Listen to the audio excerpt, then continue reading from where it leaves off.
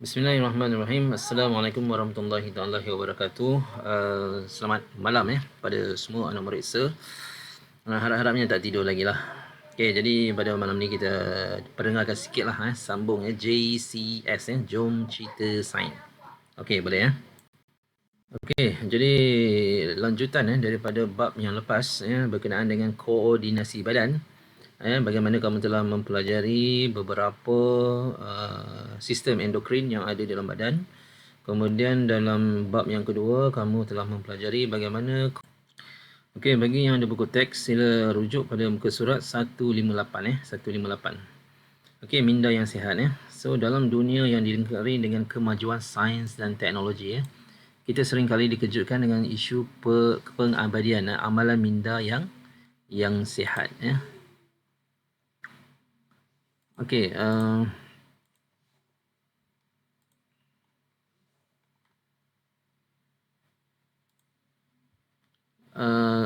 jadi minda merupakan fungsi otak yang berkaitan dengan kesedaran kita seperti personality.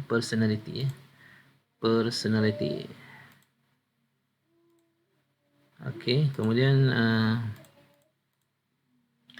pemikiran, ingatan, pertimbangan, intelek dan emosi. Jadi senang kata apabila minda yang sihat sama ada dari sudut mentality dan juga fizikal rohani dan juga jasmani termasuk juga emosi spiritual so akan jadi lebih baik Minda yang sihat ialah keupayaan otak untuk menakul dan berfikir. So ini kena ingat. Apabila minda sihat, dia dapat berfikir dengan baik, iaitu mampu membuat pertimbangan yang logik sebelum mengambil tindakan. Jadi kalau kamu perasan berapa ramai ataupun berapa manusia pada hari ini yang banyaknya bertindak mengikut emosi, kan? Apatah lagi mereka yang tidak mempunyai pegangan agama yang kuat. Jadi macam kita orang Islam ni, kita ada agama, kita ingat pada Allah, ingat pada Tuhan, ingat pada Allah, ingat pada ibu bapa kita juga, kan? Ingat pada guru. Jadi ingat kepada orang-orang yang berpengalaman daripada kita. Jadi kita seharusnya bersabar, berfikir dengan lebih baik. Sebab dalam Islam juga menyatakan berfikir sejenak itu jauh lebih baik daripada solat 1000 rakaat, solat sunat Okey, jadi minda yang sihat juga merujuk kepada sikap positif. Orang yang ceria, berdikari, penyayang. Jadi ini di antara lah. Jadi individu yang punya minda yang sihat mempunyai ciri-ciri seperti berikut. Okey. So kalau kamu lihat di sini, okey, sekejap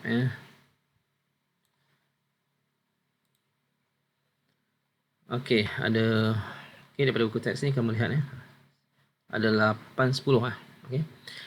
Okey, jadi kalau di sini yang pertama boleh berfikir membuat pertimbangan yang wajar.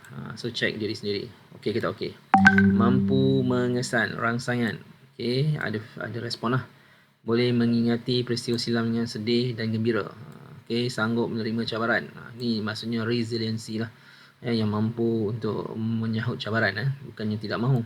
Mampu membezakan antara yang betul dengan salah bertanggungjawab hidup tenteram dan mempunyai pandangan positif terhadap keluarga, bebas daripada prasangka maksudnya tak prasangka buruk lah mampu menakul membuat penilaian, berfikir terbuka dan tidak emosional Okey, so itu di antara kan. Okey, seterusnya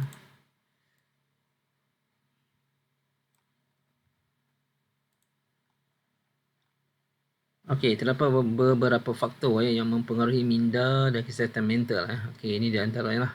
Faktor yang mempengaruhi yang pertama ialah yang mempengaruhi kesihatan mental. Yang pertama ialah pengambilan minuman beralkohol secara berlebihan. So ini boleh mengganggu. Ketidakseimbangan hormon semasa haid dan sindrom parahid ini bagi orang perempuan lah biasanya terganggu dengan emosi sebab ada gangguan daripada hormon. Kemudian tekanan mental.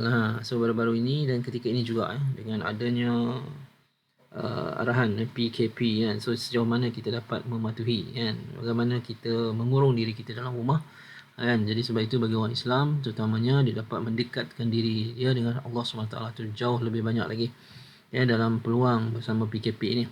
Okey, kemudian penuaan ini juga memberi pengaruh kepada mental kan. Bagaimana orang yang lebih tua dia lebih banyak lupa daripada ingat. lebih suka bersendirian daripada bersembang dan sebagainya, kan? Okey. Kemudian penyalahgunaan dadah ini sudah pasti. Kemudian kecederaan pada bahagian otak akibat jangkitan mikroorganisma, ini bahagian jangkitan bakteria lah, patogen, kemalangan ataupun tumor.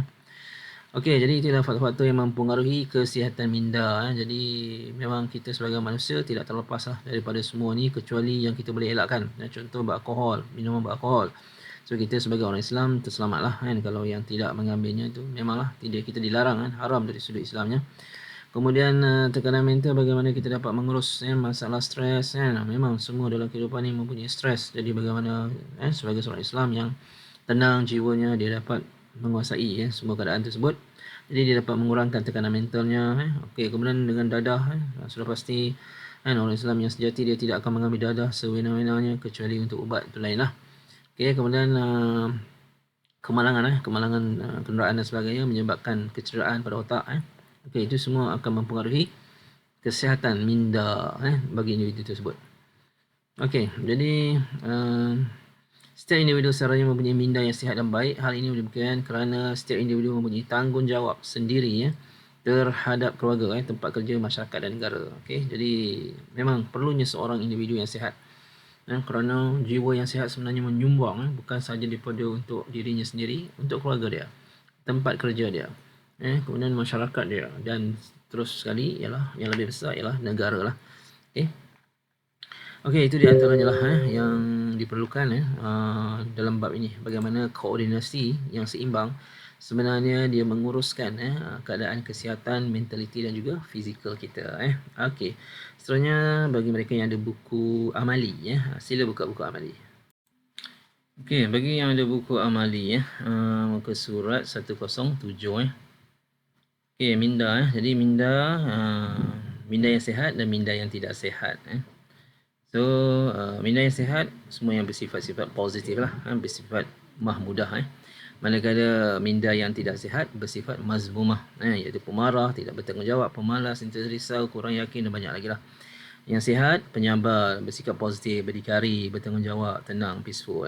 Okey, so kita lihat keadaan faktor-faktor yang menjejaskan kesihatan minda. Okey, pengambilan alkohol yang tadi penuaan, kecederaan otak, ketidakseimbangan hormon, penyalahgunaan dadah, pemakanan tidak seimbang dan tekanan mental. Okey, jadi terima kasih, itu sahaja dalam topik ini. Jadi kita telah tamat bab 7 ni. Okey, jadi tugasannya dalam Google Classroom, cikgu minta kamu tolong senaraikan sebenarnya nak salin balik faktor-faktor yang menjejaskan kesihatan minda. Okey, apa dia? Okey, tolong tulis siapkan tugasan tersebut dalam Google Classroom ataupun kamu tulis dalam buku nota yang ini iaitu faktor-faktor yang menjejaskan kesihatan. Ada 1, 2, 3, 4, 5, 6, 7 item salin semula dan kamu hantar share dalam dalam WhatsApp dan sebagainya. Okey, dengan itu cikgu sudahi ni, wabillahi taufiq wa hidayah. Assalamualaikum warahmatullahi taala wabarakatuh. Koordinasi badan itu diganggu dengan dadah ataupun alkohol. Jadi pada kali yang ketiga ini, untuk yang terakhir ni lah. Okey, bagaimana kita dapat menghasilkan minda yang sihat. Dan apa yang kamu akan pelajari ialah mewajarkan keperluan masyarakat yang mempunyai minda yang sihat. Jadi kita nak lihatlah bagaimana koordinasi yang seimbang, maksudnya yang baik, minda, mentaliti yang baik akan dapat memberi kesejahteraan kepada diri sendiri dan juga kepada keluarga dan masyarakat. Jadi itu yang kamu akan lihat dalam subtopik pada kali ini. Okey, seperti biasa yang ada buku teks, sila rujuk pada buku teks terlebih dahulu.